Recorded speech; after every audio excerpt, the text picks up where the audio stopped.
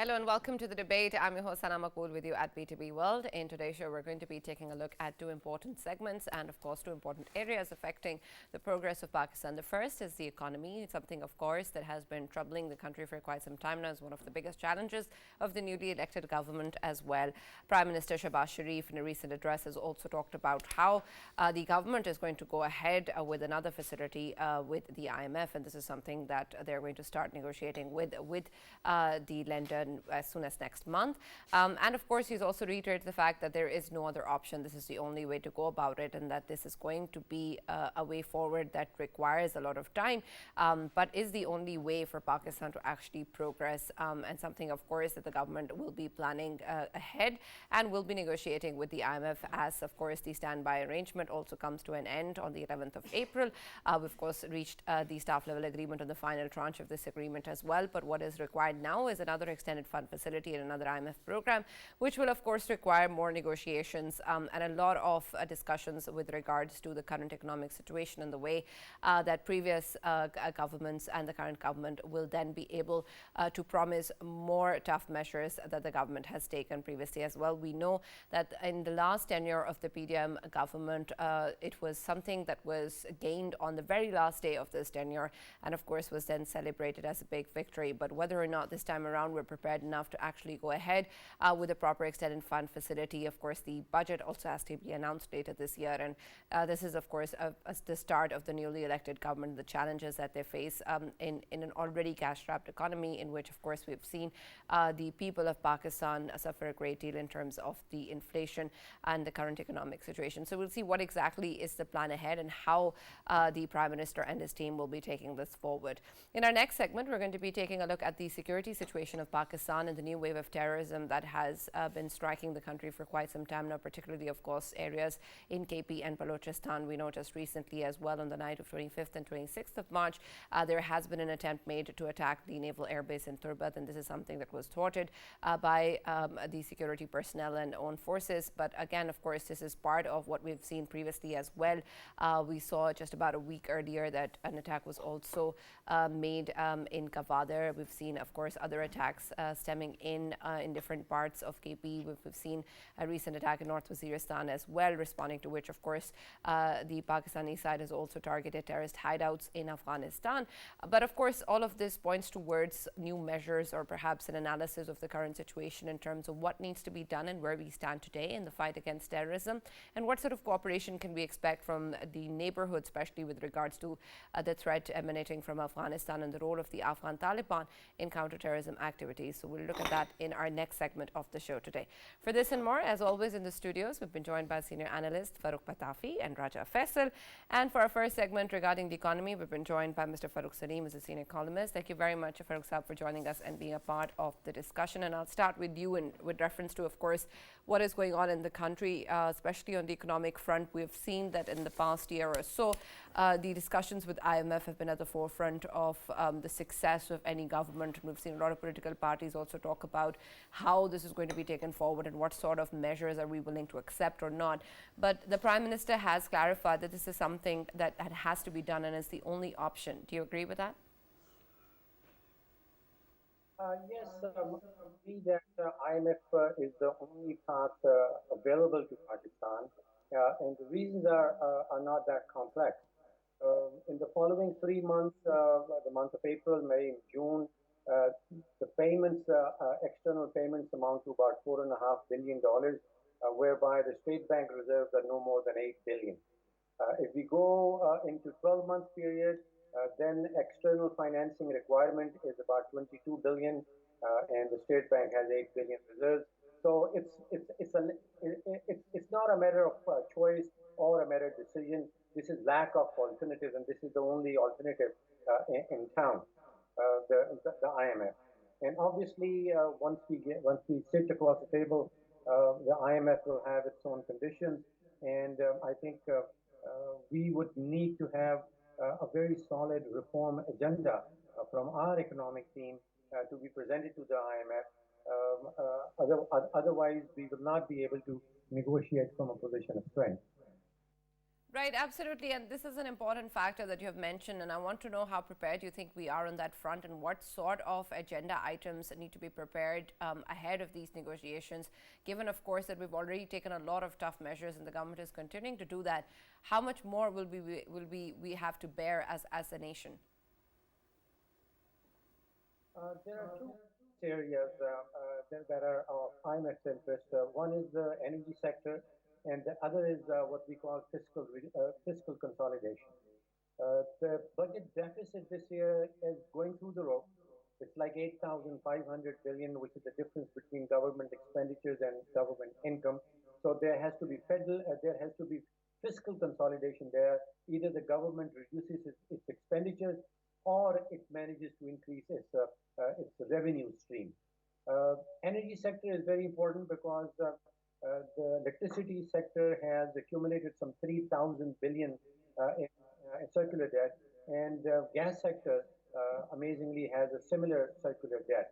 So collectively, it's like 6,000 billion rupees worth of circular debt in the energy sector. So the Ministry of Energy, the Power Division, the Ministry of Finance, the State Bank of Pakistan, and the FBR. I think these are the four critical institutions who would have to work together to formulate, as I said, a solid reform agenda as to what their intentions are, what their strategy would be to bring the circular debt down, as opposed to just keep on increasing the tariff on electricity. Now, while we are debating that, there's something that has happened in the international market as far as Pakistan's euro bonds are concerned. Pakistan's euro bonds, almost of all maturities, have been rising in value over the past several weeks, and that is indicative of collective investor wisdom showing some sort of confidence in Pakistan's immediate economic future. They perhaps foresee that the economic uncertainties are on their way down. They perhaps see that political uncertainties have smoothened out. There's been an election. There's a coalition government in place. There are four provincial governments in place. So there is a perception around the world that Pakistan's immediate economic future has perhaps a positive outlook. Right. And do you think that this perception would also impact our negotiations with the IMF? It obviously has an impact on the IMF. The most recent reports out of Bank of America, out of JP Morgan, out of Moody's, out of all of these international financial institutions have been giving a positive touch. Bank of America actually went as far ahead as advising its investors to overweight Pakistan portfolio. What that means is that Bank of America was advising its investors to actually invest heavily into Pakistan euro bonds, which obviously Bank of America expects that it'll rise further in value.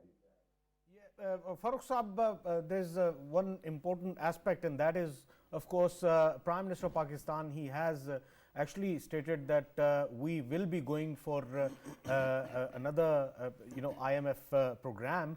How crucial this statement is, owing to the fact that, of course, this actually indicates the continuity of the policies of the current government. There will be it can be considered as a futuristic sort in terms of the policy of Pakistan's economy. So in this context, will it help generate sort of stability in the economic sector of Pakistan, or it would have a negative impact? There are two issues on Pakistan's economic horizon. First is actually the rate of inflation, which is going, especially the food inflation, which is having a very serious impact on the 240 million Pakistanis. The second aspect is the shortage of dollars, the lack of foreign exchange reserves, and that's the primary reason that we go to the IMF. Now, how is the government going to satisfy the population, its voters, on the inflation front is actually the crucial aspect. If if Pakistan, if the government is continue, if the government is going to continue just raising the electricity tariff, the gas tariff, and keep on increasing the rate of taxation, that would have a negative impact on Pakistanis, on the negative impact on the population. It may end up increasing the dollar reserve, but both issues have to be tackled at the same time. So I think, as I said before, the economic team, which must include the power division as well, would have to come up with a solid strategy and agenda before actually engaging the IMF for the much larger program, and submit an agenda of of of, uh, of reforms as opposed to just counting on raising the tariff. So reform or structural reforms is the critical issue that would be the biggest challenge for the new team. Right, Dr. Saab, I'm so glad that you have actually spoken about reforms as well. My question is regarding one agenda item which requires some very heavy lifting, and that is privatization. On one side, we are talking about, SOEs like PIA. On the other side, we are also talking about discos being privatized. Do you see that happening very quickly? Because that perhaps will also be proof of the pudding in coming days, whether Pakistan can actually walk the talk as well. Do you want me to comment on it? Yes. Yeah. Yes, Dr. Saab, it is for you. Dr. Farrukh Saleem, please go ahead. I think once again, we really have no economic alternative to privatization. There are political interests. I see that People's Party historically has not favored privatization, and we have used a lot of state-owned enterprises as political commodities. We have political parties getting their workers recruited by these agencies, by these companies. These entities should be treated as economic entities as opposed to political commodities. I think this is a good start. There's been a push, I believe, from the SIFC that we are seeing on the PIA front. Now, if you look at the company, PIA as such, I think you would be able to find another company that has assets of near 150 billion and liabilities of 750 billion. It'll be a difficult company to privatize, but now, for the first time in many years, I see a political will to do it. So political will now exists, and they have also hired a foreign advisor, which is a very reputable organization by the name of Ernst Young, that's advising them on PIA privatization. But remember, this PIA privatization would act as a model, because there is perhaps dozens of other state-owned enterprises that would have to follow PIA. The model has to be transparent.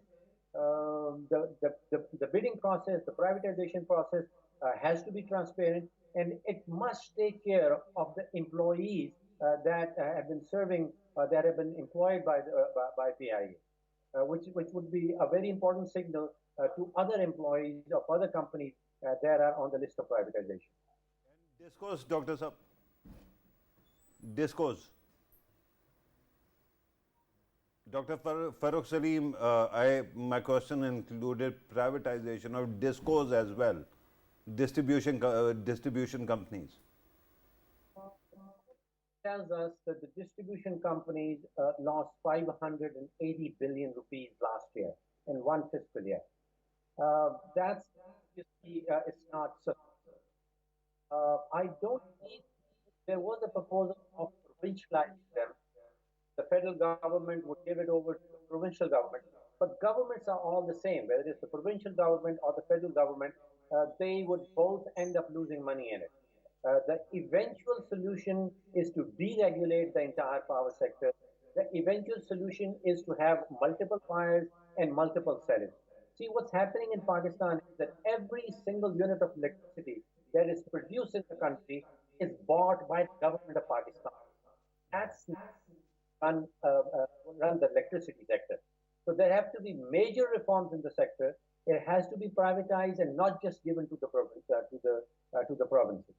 Just to clarify the matter, I think that initially there was this misperception it is going to be handed down to the provincial governments, but then the finance minister actually came on air and very categorically said that they are looking at privatization of the discourse. But over to Dr. Farrukh, obviously you're someone who's a renowned economist as well as a political commentator as well. By the looks of it, of course, currently, I mean, it is apparent that very harsh decisions are going to be made to, of course, stabilize Pakistan's economy. And knowing the facts that PMLN government has always been business-friendly government and traders-friendly government. Only yesterday we did a program in which we highlighted that the around 217 billion rupees of taxes that was actually collected from the salaried class, but when it comes to retail and trade sector, it was a nominal kind of a very minimum kind of tax which was collected from that sector. And of course, we are seeing that government is going ahead with this policy to, of course, tax them to the retail and the trade sectors, so that we can achieve our our goals in terms of our tax collection. In that way, do you see PMLN, of course, facing sort of problem in terms that it has always been considered as a business-friendly government, but this time around they have very tough decisions to make? How do you see this situation coming up in the coming months? And do you think that this policy is going to be executed and it will not be lost in translation? And Dr. Farrukh, add to that, of course, we've seen previously different members of the government negotiating with the IMF, and there was a lot of change with regards to who is leading the finance ministry and leading the negotiations with the IMF. How much of that will impact this time around who's part of the team and who's talking to the IMF? Let's start out with the tax issue that was raised earlier. Now, my opinion on the taxation issue is that the focus ought to be a reduction in government expenditures as opposed to trying to raise more and more revenue. My point of view is based on the past, let's say, 11 to 12 years. 12 years ago, the budget showed that the government wanted to raise about 1,500 billion rupees in taxes. And this year, the budgeted figure for taxes is 9,400 billion.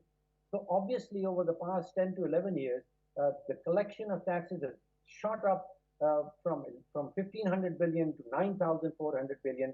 So everyone in Pakistan is actually paying taxes, contrary to what is commonly said. I think every Pakistani who carries a mobile phone, who pays the electricity bill, who pays the gas bill, who buys petrol or diesel, is paying taxes. So we are all taxpayers. The issue is that the government expenditures are rising faster than the tax collection, much, much faster. 11 years ago, government expenditures were about 2,500 billion, and the last budget showed that government expenditures have shot up to 14,500 billion.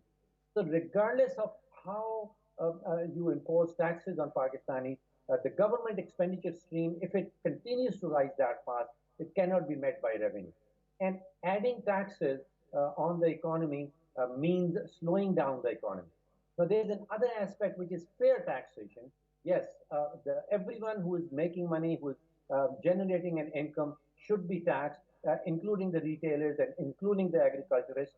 There should be fair taxation, but I think the focus ought to be on government reduction of government expenditures as opposed to the focus being on tax collection. But Dr. Saab, we are talking about informal sector. We don't even have documentation, so you'll have to actually bring them within the taxation net, tax net, no? Yeah. Our current tax net is about 70% indirect taxation. So even that sector that you're referring to as informal sector are paying all those indirect taxes. The tax pie should be changed, and it should be 30% indirect and 70% direct. But as it stands today, every Pakistani is paying taxes.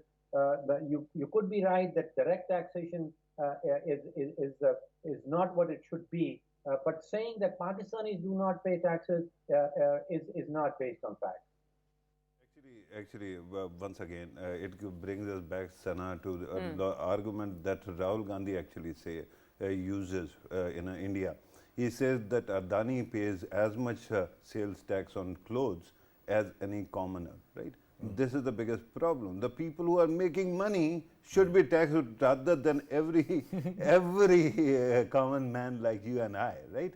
Every common person like you and I. So that becomes a problem. But Dr. Saab, there was another question regarding who is going to lead the negotiations with IMF that Sana asked. Can you also comment on that, how that is going to impact the whole situation? We don't have the members of the economic team announced so far. I mean, we have the Minister of Finance, but I don't know whether he'll be assisted with by how many people or who will be assisting him.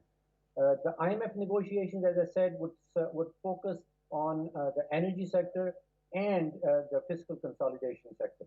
So the fiscal consolidation sector directly falls into the under the Ministry of Finance or the FBR.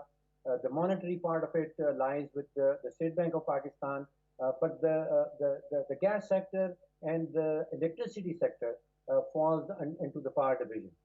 So the Ministry of Energy this time around would have to be playing a very important role in, first of all, coming up with a reform agenda, putting it down on paper, and then convincing the IMF that this time around the Ministry of Energy and the government as a whole is serious about actually implementing the strategy or the reform agenda that is presented to the IMF. Right. Dr. Farrukh, let me put my question this way. Even if we don't have an idea of who's leading the future negotiations, how much of an impact was there in terms of who led the previous negotiations and who was part of the team dealing with the IMF throughout the standby arrangement and previously as well with the BDM? How much did it matter who's talking? The IMF, after reviewing the standby agreement, were very clear. They actually they said that the State Bank of Pakistan and the Ministry of Finance that was negotiating with them during the interim period did their job well. They were prepared. They implemented what was promised, and this was, I think, first time in the past, let's say, the 23 programs that we've had with the IMF. This was the first time where actually positive comments came out of the IMF. Now, we must also keep in mind that IMF's agenda is not to put a sick economy and convert it into an athlete or into an extremely well-performing economy. That's the job of our own homegrown team or homegrown solutions. The 78-year history of the IMF is clear that they do not even have a single success story. It's not under their articles of agreement. See, all these international financial institutions operate under their articles of agreement. And IMF's agenda is actually to promote international monetary cooperation. It's not to convert an individual economy, sick economy, and bring it back to a very healthy state. So we must keep in mind that that's the job of our own economic decision makers. Our own economic strategy would have to be formulated to take Pakistan actually out of the economic emergency and put it on the path of recovery. Dr. Farrukh, of course, we've been hearing about SIFC since last year. It was an initiative that has been at full swing. And of course, it is there to, of course, help out our economic situation. The coming year, how do you see it would be crucial, the performance of SIFC? If SIFC is successful, how would it impact Pakistan's economy? And Dr. Farrukh, in terms of what you were saying earlier, I understand the prime objective of IMF might be different, but isn't improvement in individual economies a byproduct of that objective? Well, see, in order to graduate out of the program, you would need, we would need a homegrown policy agenda. India actually graduated out of it. So it brings you a certain degree of stability, but going onto a healthy economic path, a homegrown solution would have to be solved, would have to be brought out. It's not within IMF's agenda. It's not within IMF's articles of agreement to actually convert a sick economy into a high performing. I understand, but is that a conversation for a later time, or should we be talking about that right now? Because in terms of the extended fund facility, there will be a set of directions or conditions or the way forward that we will be negotiating with the IMF that then we'll have to follow. And I understand that in the long term, we of course want to graduate from this program and then improve our own economy. But is that a conversation relevant now? The IMF does not dictate any country to actually raise the tariff of electricity or of gas. What it says is that you have to bring down the addition in your circular debt to zero. Now, this is up to the government how to go about doing that. We have been raising tariffs as opposed to introducing reforms and trying to adjust the circular debt. And that we have done maybe 24 times, and we still have not learned out of it. So the learning process has to be done by our own economic decision makers. It's not up to the IMF to dictate as to what the future path is going to be. So they tell us that your addition to the circular debt, whether in electricity or in gas, has to be brought down to zero. It's the government's option to bring it down to zero by increasing tariff or by introducing reforms. Yeah, role of SIFC. Right, Faisal, if we can just hold on to this conversation a bit longer, and I'll come back to the SIFC as well, because it's important. I also want Farrukh takes on it as well, Farrukh Pitafi's take on this as well, and also add to that. Just want to clarify.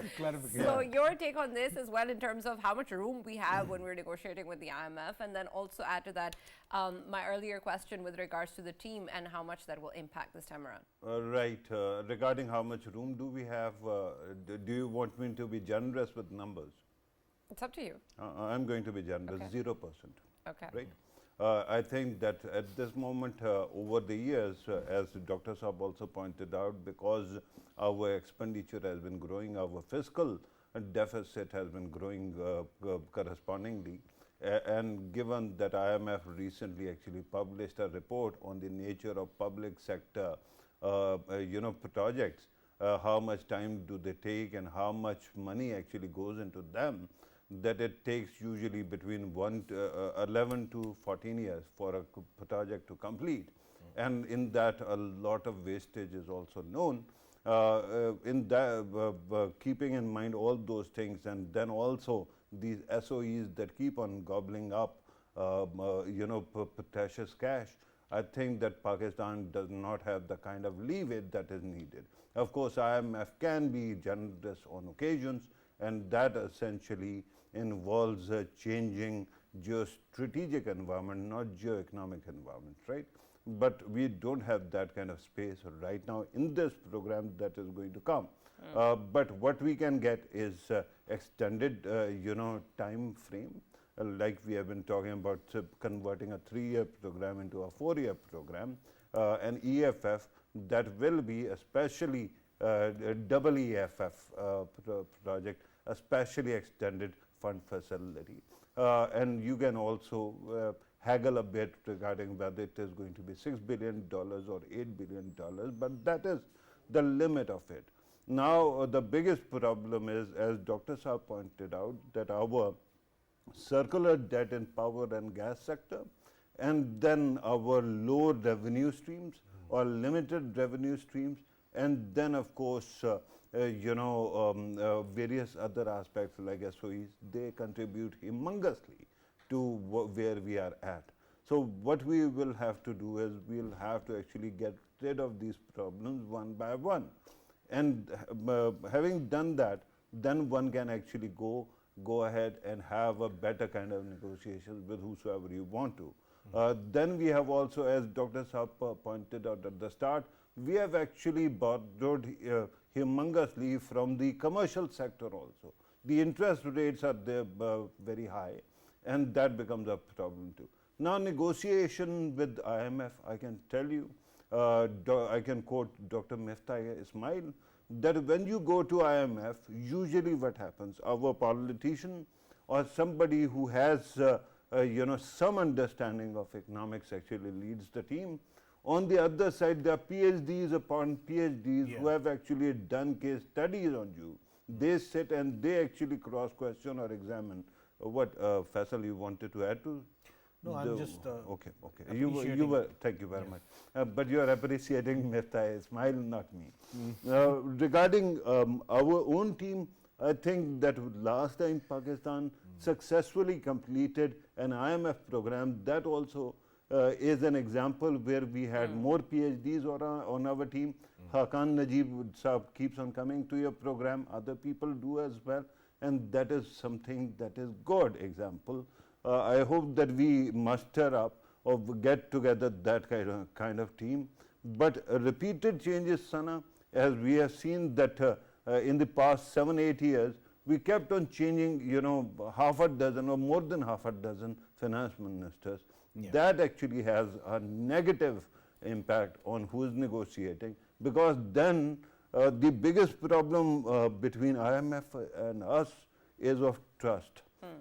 They cannot trust us as much as they would like to, because circumstances keep on changing, and we keep on changing our finance minister or head of finance team. This time I think two people, because there is a finance minister, but then there is a prime minister who has a proven track record of not only convincing them, but also ensuring the kind of stability that was needed. Remember, you and I were together, Sana, when we interviewed this Prime Minister on his last day, and we asked him whether there will be some kind of assurance that whatever policy reforms he is introducing, they are maintained. And he said he was positive, he was confident because of SIFC and caretakers, and that is what happened. And now he's back in command. So, of all the people, I am ready to trust this Prime Minister with as much faith as possible. We still have to learn about other people, because there are many new faces in the cabinet, but the Prime Minister we know, who has delivered, and I hope he keeps on delivering in coming days. And Farrukh, does the success of the standby arrangement put us at a strong footing right now to start off with? Yeah, it did, because you kept continued reforms, and then the diminishing of cash that puts pressure on your foreign exchange reserves. That actually went away, and that was reduced considerably. And then, of course, given that you continued reform for 9 months or whatever time the caretakers were in power, that also shows that you have the ability to stick to the program that you commit to. And this is what is important. Of course, there are conditionalities upon conditionalities. There are, it is easy to say that they don't dictate. When they think that they are the doctors and you are a patient, then your entire equation changes, and they dictate you what medicines to have and what kind of rest or exercise do you actually go for. So this is what has been happening repeatedly. We overcommit, underperform, and that is the problem. This time, if this Prime Minister stays the course, I am sure that we will be able to accomplish many of those targets that we committed. Right, of course. We'll come back to the last question that Faisal put earlier regarding SIFC, if Dr. Saleem is with us, but I believe he might have left. Right, so Faisal, can you answer your own question? I'm sure you have a perspective on that. Yeah, but obviously, Sana, if we talk about SIFC, it was an excellent initiative, and the basic purpose behind it was to, of course, rapidify the growth, obviously in agriculture sector, introducing high tech in the agri sector, agri tech. We needed to, of course, do that, because if we look at our existing agriculture, that actually consumes lots of our resources, but the product, what we produce out of it was very less. But there are countries in the West who are actually from the lesser resources, they of course produce more of the their crops and all of that. So right now, of course, we know that SIFC is working really hard when it comes to rocks and crops, and we are getting to the basics where we are generating more and more, we are producing more and more to, of course, enhance our exports, as well as we are attracting the FDIs as well. SIFC is crucial when it comes to, of course, fixing our economy, and I think it was an excellent initiative, and the kind of work so far has done, the SIFC has done, it has actually made it easier for the investors to invest in Pakistan, because we know that previously it was always said that, oh, there are so many windows to, of course, cross when you want to invest in Pakistan, and them windows are very hard to cross. 18, 19 windows you have to go. Now it's just the one window you just need to get in, and of course it becomes easier for the investors to invest in Pakistan. I am hoping that, of course, IMF team would be looking at SIFC as well, because they would be, of course, considering the facts on ground that SIFC is, playing a pivotal role, and it is supporting our, economic goals for next year. Right. So this would be crucial, and to me, I think SIFC's performance would, of course, help our economy to get back on track. Right. Yes, now I get what Faisal was laughing about. He asked a question about SIFC, and then you asked him to actually answer his own question. Yeah. So let me also help you understand, because it mental images actually help. People keep on thinking that somehow SIFC is a parallel system. It isn't. Just consider your country's governance model as a three stories of a building which has many stories. Okay. Right? Some offices are on the first floor, some are on the second, some are on the third. And then what you have to do is, given that there are stairs, there's no elevator, all you have to do is you keep on running up and down, and that wastes precious time when you are an investor. What they have done is installed an elevator that is exclusive and also protected by a gunman. Yeah. That goes only for the 3 stories, and nobody can actually keep on thumbing it and sending it elsewhere. Exactly. Because of that elevator, everything is on fast track. So that ensures that service delivery and ease of doing business is made easy. Remember, otherwise, when you talk about opening businesses in Gwadar, in official parlance, if you want to actually post a letter and carry it through snail mail from Gwadar to Quetta, it takes 2 days for that to actually reach the offices that are there. So given that kind of a situation, it is heartening to see that SIFC is doing the job. Absolutely. But then PM is the essential stakeholder who has to take the burden. Right, absolutely. And this is what he has emphasized as well. So we're hoping that this is going to be something that will go in the right direction. Talking a little bit about what the situation is on the security front as well. Of course, we've seen that Pakistan has fought against terrorism for quite some time now, has won against terrorism. But unfortunately, this new wave of terrorism that has struck the country once again is also impacting the security situation. And of course, our security personnel and armed forces are responding with full preparedness. But what needs to be done in terms of measures taken on ground, particularly in terms of counterterrorism activities emanating from across the region, is important. And Faisal, we've just recently seen, of course, an attack on the Naval Air Base in Turbad. We've seen previous attacks just in March alone in different areas in Gwadar, North Waziristan and elsewhere. And a lot of this, of course, then points towards what needs to be done, especially when we talk about the terrorist havens that have been provided in Afghanistan and elsewhere as well.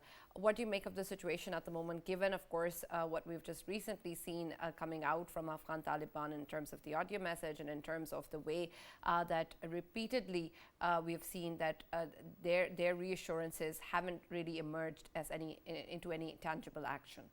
Yes, and obviously it's a very important question, and of course, if we go through the timeline of the events recently, what has happened is, of course, first of all, we saw that there was an attack on CPEC authority in Gwadar, And from there, of course, we can continue looking down down upon the activities of the terrorists, what kind of activities they were after. Of course, they were trying to hit every possible site that has something to do with the CPAC, because this does not only hurt Pakistan, but it hurts China as well. I mean, today 5 of China's Chinese citizens who are in our country to be to of course help Pakistan in terms of shaping up CPAC, and CPAC is pivotal. It is going to be backbone of Pakistan's economy in coming future.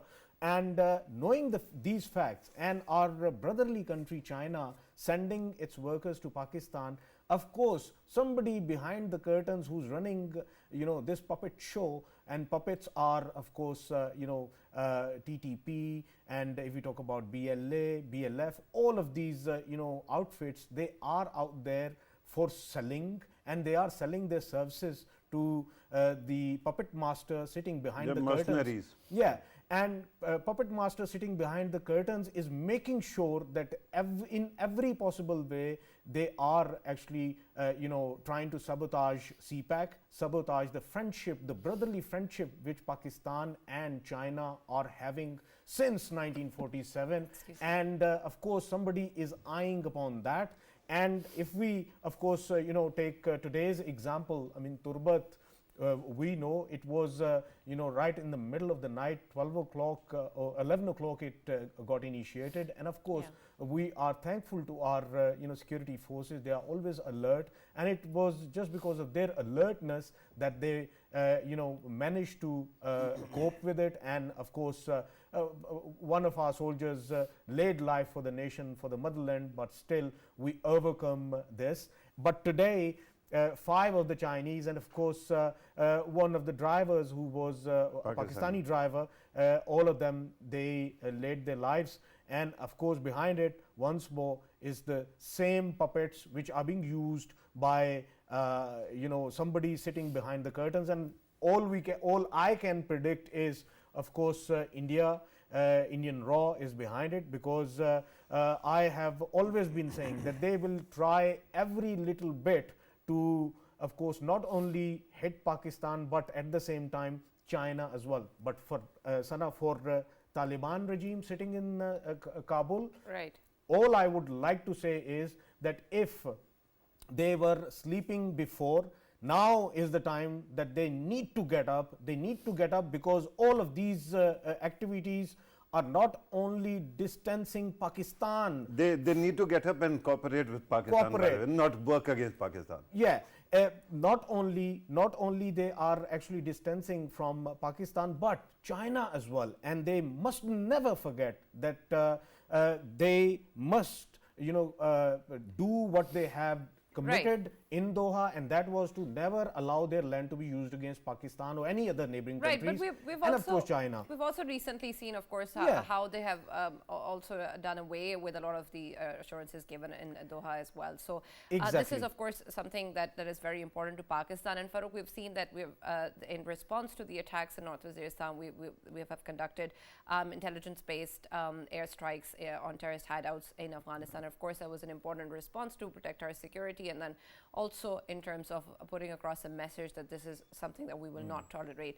But in terms of the way that we've seen a lack of a response or assurance or action from the Afghan Taliban regime, is this an approach that you think is something that will be considered more in the future, or will be a necessity in terms of our response to terrorist activities? Right, Sana, I think that the answer is very clear, that we will have to actually strike back whenever we find out that there were terrorists or there were terror havens there.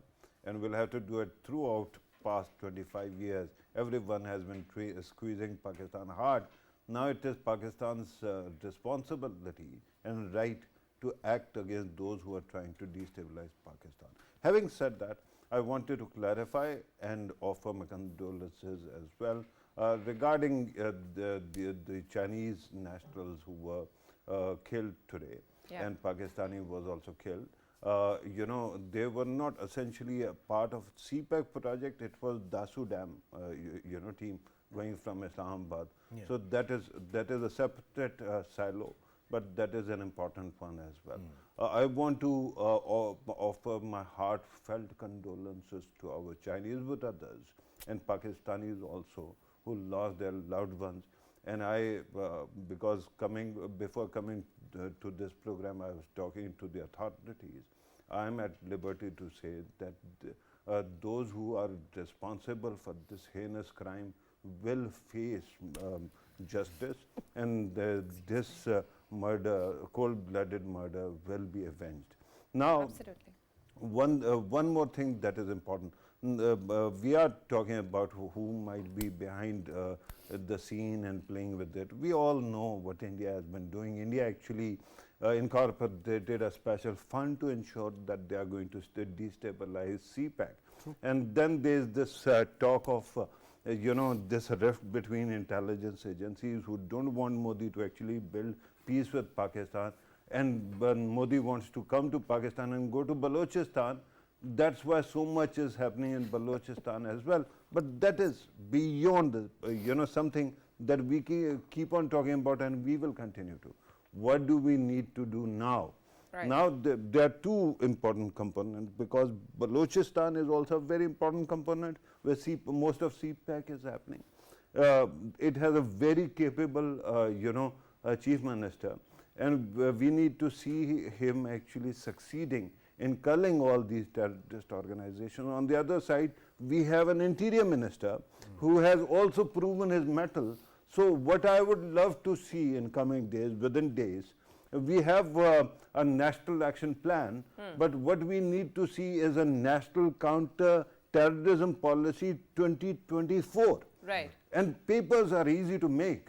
At least give us a strategy that we can work with. Absolutely. It should have hard intelligence related issues, actions as well, and then even narrative-based issues, because media usually does not have a clue what to do when these things happen, and we end up actually compromising our national interest. Right.